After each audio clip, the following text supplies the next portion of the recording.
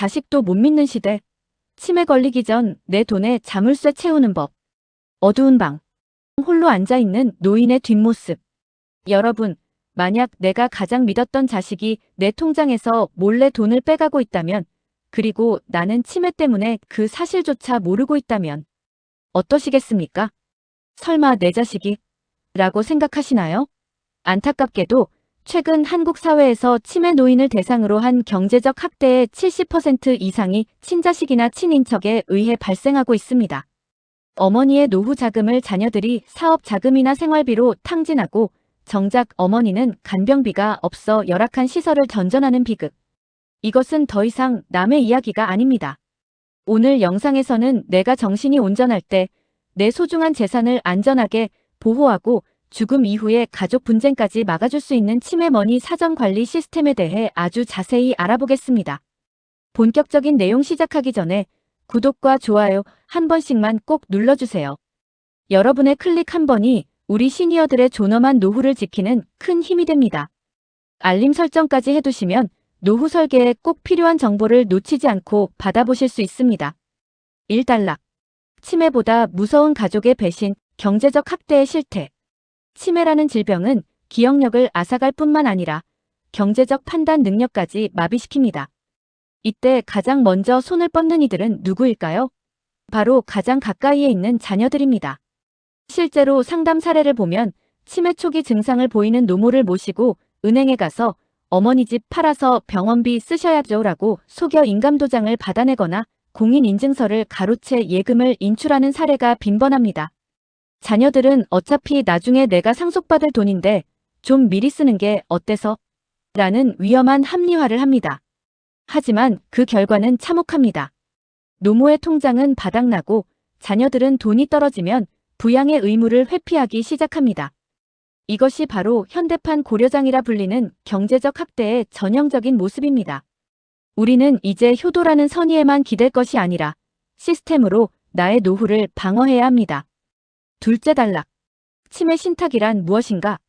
그렇다면 어떻게 내 돈을 지킬 수 있을까요?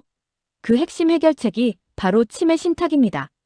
신탁이라고 하면 어렵게 들리시겠지만 쉽게 말해 내가 제정신일 때 믿을 수 있는 금융기관은행 등과 계약을 맺고 내 재산의 관리권을 미리 넘겨주는 것입니다. 이 시스템의 핵심은 목적성 지출입니다. 내가 치매에 걸려 판단력이 흐려지더라도 은행은 미리 약속한 대로만 돈을 집행합니다. 예를 들어 매달 내 생활비로 200만 원, 간병비로 300만 원, 병원비는 영수증 증빙 시 실비 지급과 같은 규칙을 정해두는 것이죠. 이렇게 해두면 자녀가 아무리 은행에 와서 우리 엄마 돈이니 내가 찾겠다라고 해도 은행은 계약된 목적 이외에는 절대 돈을 내주지 않습니다. 즉, 내 재산에 강력한 금고지기를 고용하는 것과 같습니다. 셋째 단락. 사후관리가 아닌 사전관리가 왜 필요할까? 많은 분이 나중에 치매 걸리면 그때 가서 가족들이 알아서 하겠지라고 생각하며 사후관리에만 초점을 맞춥니다. 하지만 치매가 이미 진행된 후에는 늦습니다.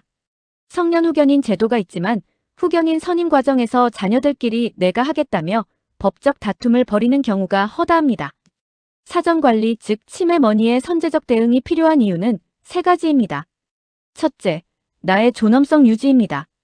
내 돈으로 내가 원하는 수준의 간병 서비스를 받을 권리를 확보하는 것입니다.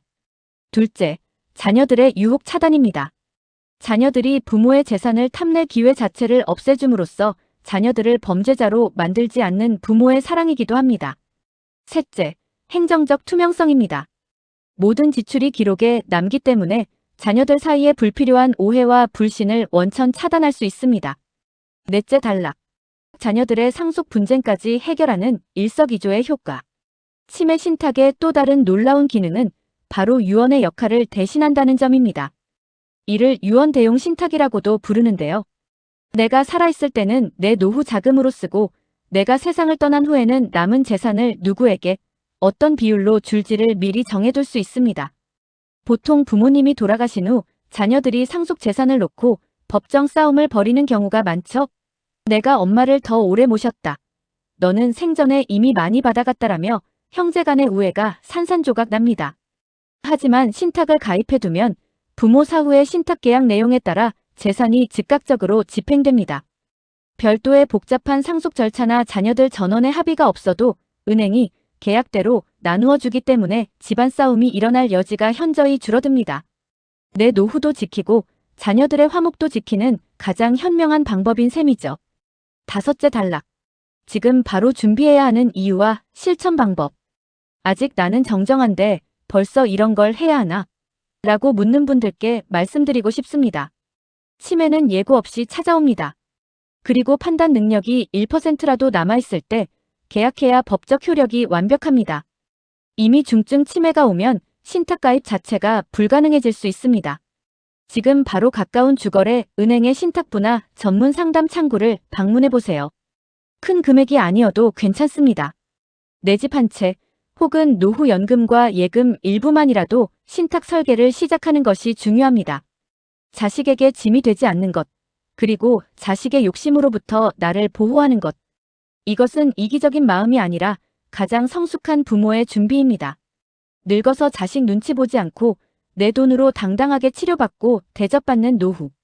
여러분도 지금 바로 치매머니 사정관리를 시작하시길 바랍니다. 오늘 내용 도움 되셨나요?